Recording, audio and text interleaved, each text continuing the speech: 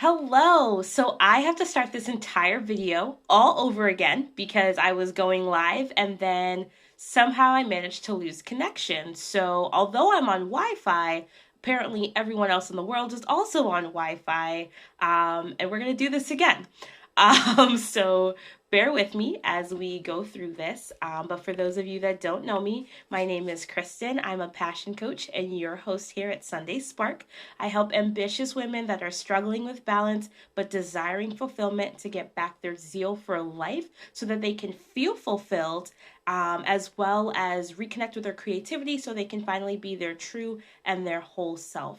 I genuinely believe that we have enough on our plates from society's expectations for us as women, and it's time that we take a stand and create our own definition of success that includes both work, family, and play. And honestly, we were given our dreams because we have the ability to choose them. So if you are here live, please say hello in the comments. If you're catching the replay, then hashtag replay, let me know that you're watching as well. But this week, we're going to be talking about self care during these wonderful quarantine times that we're in.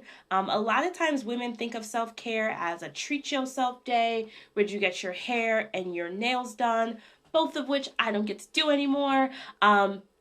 As well as like spa nights, girls' nights, like happy hours. Like we think of all these things that involve us being out and about at restaurants or different things instead of some of the other ways that we can really have self care, even within the four walls of our home, and also doing it without spending $100 or whatever it might be on the excursion. Hopefully not that much, but there's times. Your hair, there's times as well. So I want to talk about ways that self care can be incorporated into what you do in other ways.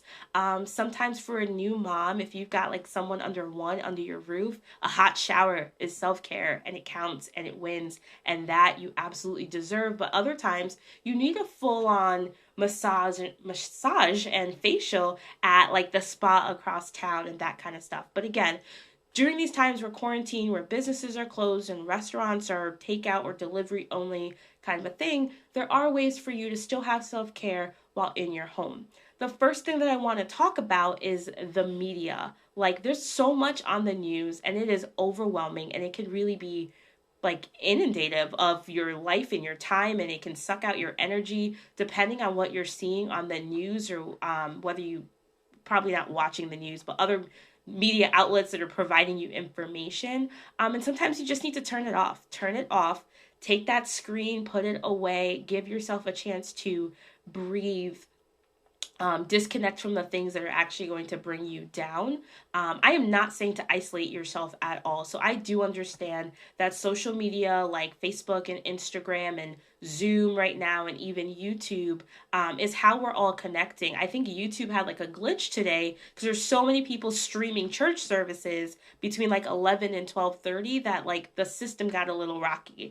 So that's a good thing, right? Like we're making these media outlets work, so that we can stay connected with each other, but for the good things. But there's times where you also just need to disconnect and unwind from the phone as well. But feel free to reach out with your friends. Again, connect on virtual meetings, or just pick up the phone. Like a good old fashioned phone call is still a thing as well. I had a friend that actually wrote a poem and mailed out letters. Super awesome, as well. So there's still ways to connect. But as far as your own self and your individual self, I want to talk about mindfulness, and starting off with a mindful morning. For me, that's my morning devotions where I like read my Bible and pray and get in tune with where I need to be and what my goals are as well. But whatever your morning routine looks like, you should have one. I will never tell you to wake up at 5 a.m. if you don't need to be up that early. Like I know that's early.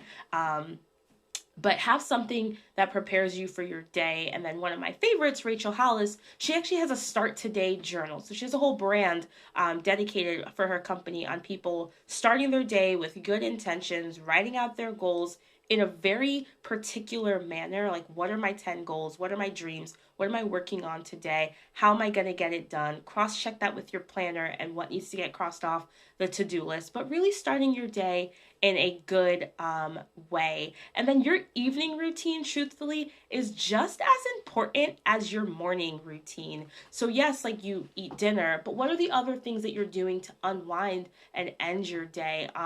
A lot of people don't journal in the morning because they're like more go initiative, but in your evening, are you preparing, well, maybe not now. Again, these are things we have to modify, but preparing your clothes, or has your laundry already done, ready to go? Are there things that you can do at night so you don't have to wake up extra early in the morning? And then again, journaling to just unwind, let things out of your system, set yourself up for success by getting things off your chest and kind of starting over. So if you have any type of morning routine, be it a morning routine, I want you to drop a 1 in the comments. If you have an evening routine, drop a 2 in the comments. And if you're an overachiever, then 1 and 2, let me know that you have both. But it's really great to have that routine and something set up for yourself as well, so that you can get into the next thing I'm going to talk about, which is sleep.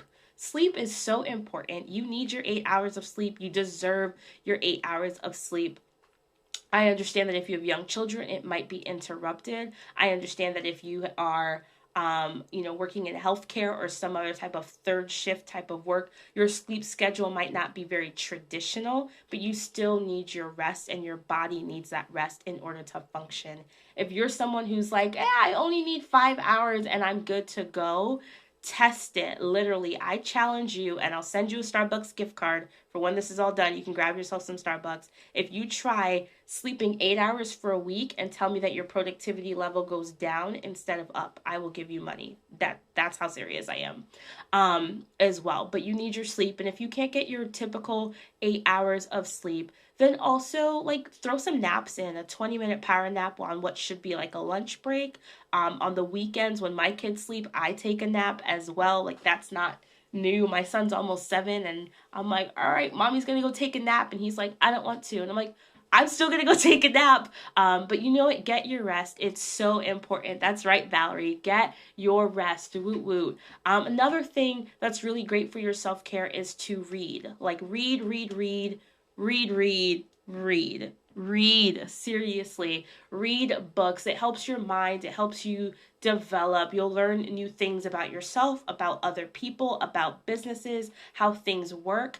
Honestly, sometimes you might just read for pleasure and just relaxation. I don't care what you're reading for, but it's so important to read. And for me, I used to have a 45-minute commute to and from work.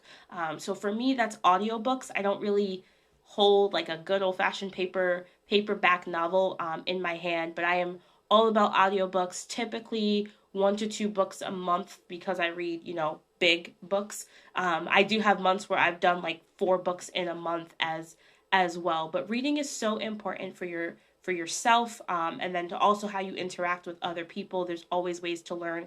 Even if you're reading fiction, you're still learning about relationships. There's still like historic like implementations and stuff that are kind of mentioned as well. Another thing for self-care is to journal. Now you can add this to your morning or your evening routine, but especially with all the things that are happening in our world right now, journaling is one of the best things that you can do to just get it off your chest, release the frustrations, release the anxiety, just write it down on paper. If you want to ball it up and throw it out, if you have a fireplace, you can throw it in that, or you can actually collect all of your thoughts like in a good old-fashioned journal or diary kind of thing. But if you think about how teenage girls used to do things, like there was a reason that we journaled and wanted to get things off our chest, and we did it when we were 14, and honestly, it's a very good habit, and one that you should do when you're 34 or 54 or 74 or whatever age you might be as well. And then another thing is exercise. Like exercise is so key. Again, you can decide if it's a part of your morning routine or your evening routine or scattered throughout your week. We've been trying to do like family walks a couple times a week, but it is also raining right now. But you just go for like a walk around the block, like 20 minutes, but it gets you outside, gets you that fresh air. And then also my gym has like free streaming services right now because can't go into the gym.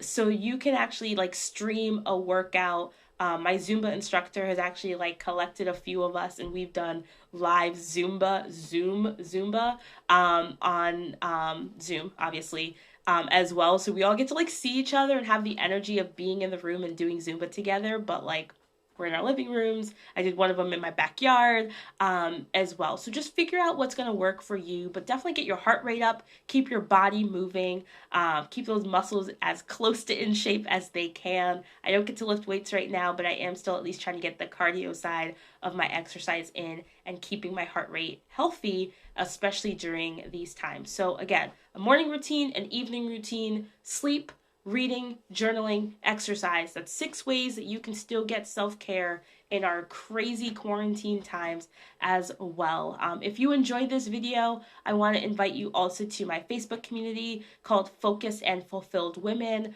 You can search for it, but I'll also throw a link in the comments as well. You can follow me on social media at Coach Keds. Also, feel free to message me about working with me one-on-one, and I believe May I'll be launching my group program, so that's an option for you as well. But one-on-one is pretty evergreen, and anytime you want to join, that's an option for you as well.